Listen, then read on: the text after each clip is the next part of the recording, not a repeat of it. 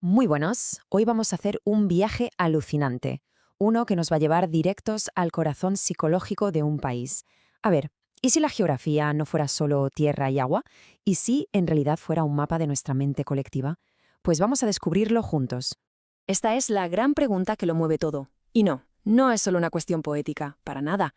Es una forma de entender cómo dos gigantes de la naturaleza en Argentina han ido moldeando, y lo siguen haciendo, una manera de ser, de sentir y de crear. Una idea que, la verdad, podríamos aplicar a cualquier cultura, ¿no creen? Bueno, esta es nuestra hoja de ruta. Empezaremos con el concepto clave, la idea principal. Luego nos sumergimos en los dos grandes arquetipos naturales, que son la Pampa y el Paraná. Y al final veremos cómo esa mezcla, esa interacción, forja una identidad que es única. Venga, pues nos metemos de lleno en el paisaje de la mente. Para entender cómo un lugar físico puede tener un eco tan profundo en nuestra psicología, tenemos que recurrir a una idea genial del psicólogo Carl Jung, el concepto de los arquetipos. Entonces, ¿qué es exactamente un arquetipo? Pues para que nos entendamos, es como si fueran los planos originales de la experiencia humana, algo que compartimos todos, da igual de dónde seamos. Jung decía que estos patrones, como el del héroe que se sacrifica o el de la madre protectora, viven en nuestro inconsciente colectivo.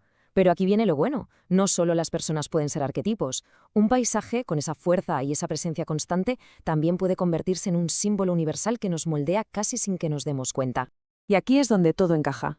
Esto no es una simple metáfora, es una forma de verlo desde la psicología. La inmensidad de la pampa no es solo un decorado, es un espejo que le habla al alma de libertad, pero también de soledad. El movimiento imparable del Paraná no es solo agua que corre, es un reflejo de cómo una cultura percibe el paso del tiempo y aprende a adaptarse. Venga, vamos a ver cómo funciona esto en la práctica. Nuestra primera parada en este mapa psicológico nos lleva a un lugar que es prácticamente un sinónimo de Argentina, La Pampa, esa llanura inmensa y silenciosa. Primero, lo que se ve, lo que se toca. ¿Cómo es la pampa?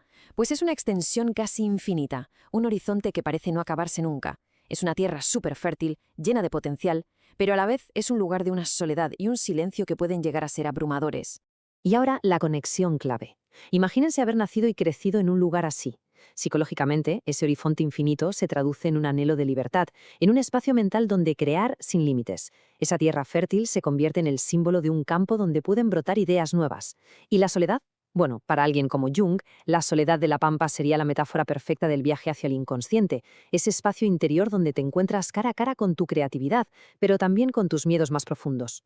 Y claro, si este arquetipo tuviera que ser una persona, ¿quién sería? Pues está clarísimo, el gaucho.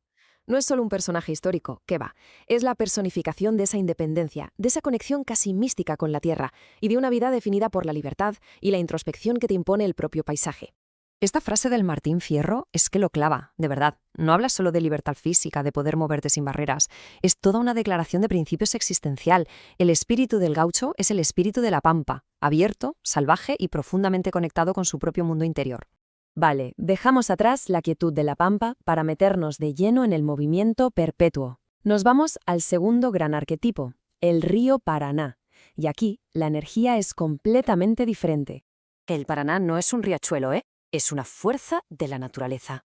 Una arteria de agua inmensa que bombea vida por todo el continente, que conecta geografías y culturas muy distintas y que, por supuesto, se ha convertido en una fuente inagotable de mitos y de memoria colectiva.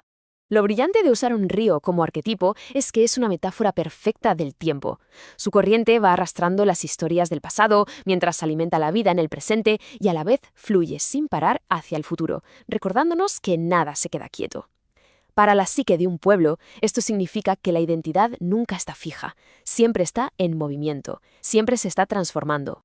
Así que, resumiendo, si la pampa es el espacio, el Paraná es el tiempo, representa ese fluir de la conciencia, la capacidad de adaptarse y la idea de que la vida es un proceso de cambio, de conexión y de renovación constante. Y ojo que esto no es solo una teoría abstracta, ¿eh? Esto se vive y se siente en la cultura popular. Piensen, por ejemplo, en el chamamé, en esas canciones del litoral argentino que le cantan al río no como si fuera un paisaje, sino como un ser vivo, un padre que da de comer, un testigo silencioso de la historia, a veces hasta un refugio. El río forma parte de la memoria sentimental de su gente. Y ahora llega el momento de la verdad, el momento de la síntesis. Ya hemos visto las dos piezas del puzzle por separado, pero ¿qué pasa cuando las juntamos? cómo dan forma, juntas, a una identidad nacional. Este cuadro lo resume genial. Por un lado, la pampa, que inspira ese espíritu ferozmente independiente, el del artista que necesita un lienzo en blanco para crear. Y por otro, el Paraná, que representa la fuerza colectiva, esa resiliencia que nace de saber que formas parte de un río de gente que fluye junta a través de la historia. Y aquí está la clave de todo. La identidad argentina no es una cosa o la otra, sino la danza constante entre estas dos fuerzas. Es esa tensión entre el deseo de ser un individuo totalmente libre, como el gaucho en La Pampa, y la necesidad de pertenecer a un flujo colectivo, a una historia común, como las aguas del Paraná. De esa tensión nace gran parte de su arte, de su pasión y de su increíble capacidad para reinventarse una y otra vez. Entonces, ¿por qué es importante todo esto? Pues porque entender estas dos fuerzas es como tener un mapa del inconsciente colectivo. Nos permite comprender por qué en Argentina conviven la melancolía del solitario y la celebración más comunitaria, o por qué choca a veces un individualismo feroz con una solidaridad profundísima. Es una manera de llegar a las raíces de esas aparentes contradicciones. Y cerramos con este pensamiento final. La identidad no es algo abstracto que está flotando por ahí. Está anclada a la tierra y fluye con los ríos. Entender la Pampa y el Paraná es en el fondo una forma de entender el alma de Argentina. Y de paso nos deja una pregunta en el aire, ¿no? ¿Qué paisajes nos están dando forma a cada uno de nosotros?